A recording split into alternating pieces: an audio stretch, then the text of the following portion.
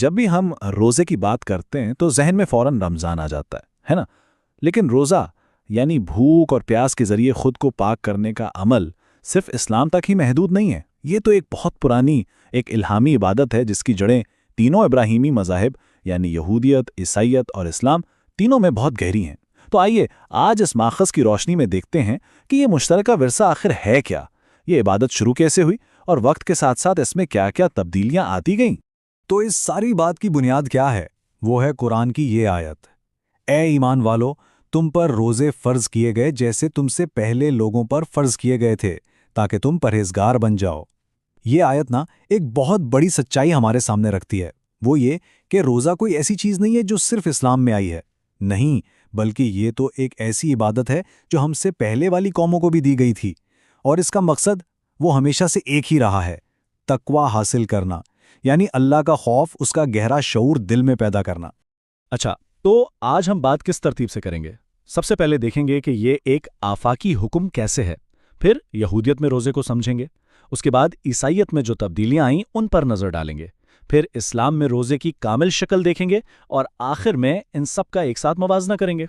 تو پہلا اور سب سے بنیادی نقطہ یہ ہے کہ روزہ کوئی ایک مذہب کی عبادت نہیں، بلکہ یہ ایک آفاقی حکم تھا، یعنی اللہ نے اپنے ہر نبی کی امت کو کسی نہ کسی شکل میں روزہ رکھنے کا حکم ضرور دیا۔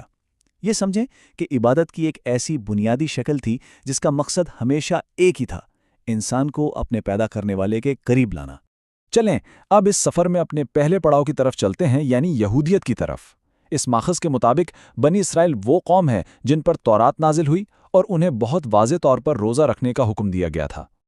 اچھا، یہودیت میں کئی اہم روزے ہیں، جیسے کہ یوم کپر، یہ اپنے گناہوں کے کفارے کے لیے رکھا جاتا ہے۔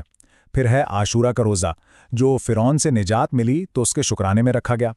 اور پھر ہیکل سلیمانی کی تباہی پر بھی کچھ ماتمی روزے رکھے جاتے ہیں۔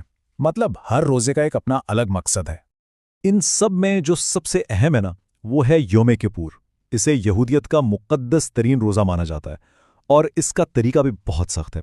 غروب آفتاب سے لے کر اگلے دن غروب آفتاب تک، یعنی پورے 24 گھنٹے کھانے پینے اور ہر قسم کی جسمانی لذتوں سے مکمل پرہیز۔